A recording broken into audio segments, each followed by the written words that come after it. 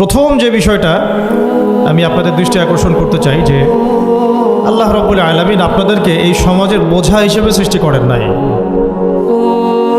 আল্লাহ রাব্বুল আলামিন আপনাদেরকে এই সমাজের বোঝা হিসেবে সৃষ্টি করেননি, বরং আল্লাহ রাব্বুল আলামিন আপনাদেরকে এই উম্মতের একটা গর্বিত অংশীদার হিসেবে সৃষ্টি করেছেন।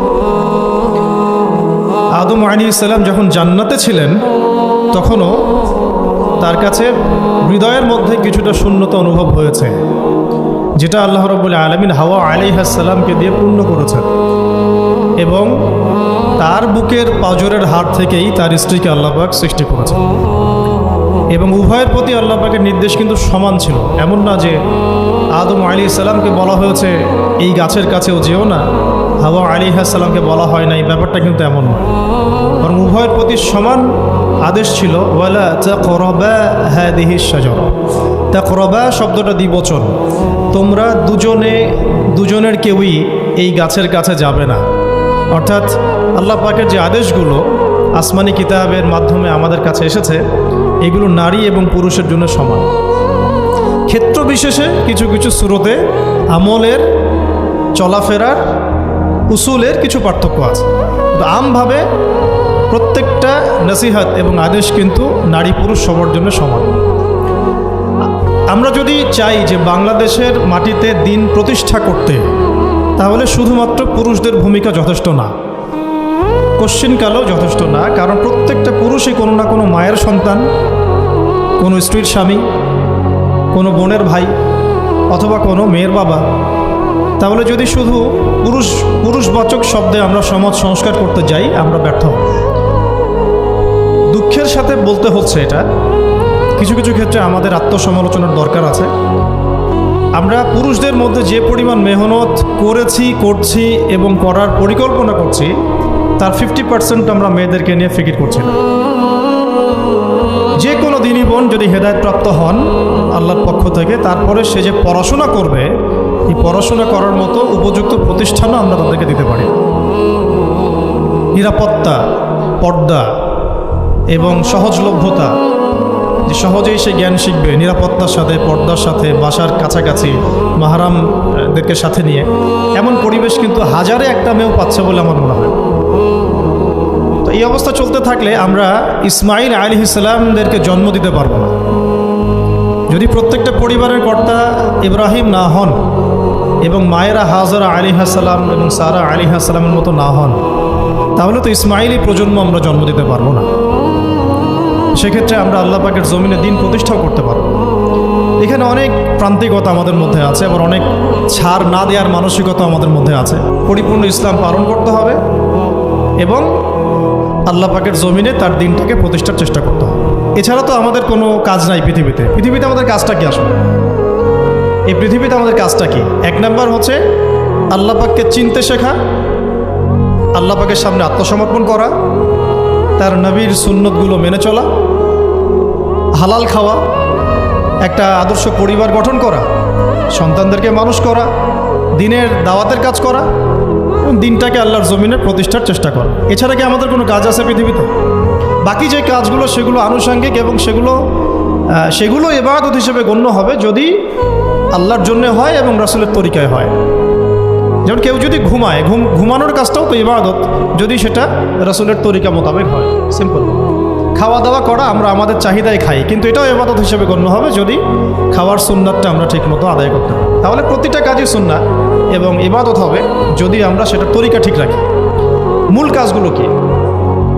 মূল কাজগুলো হচ্ছে যে, আবার বলতেছি, মূল কাজগুলো হচ্ছে, এক, এই পৃথিবীতে আল্লাহকে চেনা, আল্লাহকে চিনতে শেখা। দুই, আল্লাহ রাব্বুল আলামিনের সামনে শর্তহীন আত্মসমর্পণ, শর্ত সাপেক্ষে না, একদম নিঃশর্ত আত্মসমর্পণ। তিন, আল্লাহ পাকের সমস্ত হুকুম আহকামগুলো মেনে চলা। চার, রাসূলুল্লাহ সাল্লাল্লাহু আলাইহি ওয়াসাল্লামের আদর্শ প্রত্যেকটা কাজে বাস্তবায়ন করা, সুন্নতের উপর থাকা। পাঁচ, হালাল খাওয়া। ছয়, আদর্শ পরিবার গড়ে তোলা। সাত, সন্তান প্রতিপালন। আট, সৎ কাজে আদেশ। নয়, অসৎ কাজে নিষেধ। 10, আল্লাহ পাকের এই জমিনের মধ্যে দিনটাকে প্রতিষ্ঠার চেষ্টা করা, যার যা সামর্থ্য আছে তাই দিয়ে।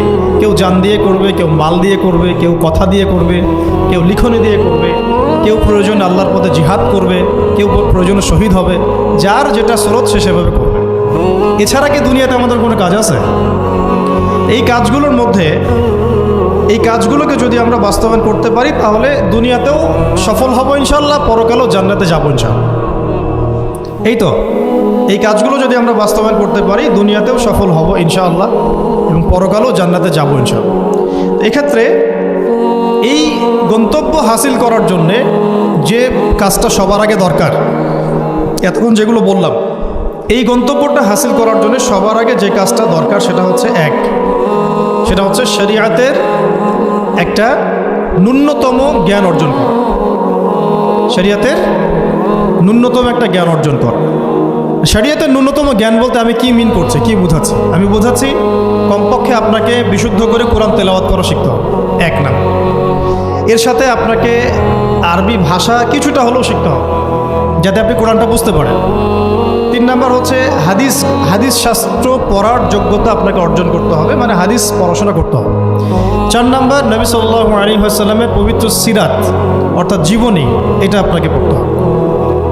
মনে থাকবে তো? লিখে নেন। 5 নাম্বার হচ্ছে, 1 নাম্বার কি বলেছিলাম? বিশুদ্ধ কোরআন তিলাওয়াত। তারপরে বলেছি আরবি ভাষা শিক্ষা করা।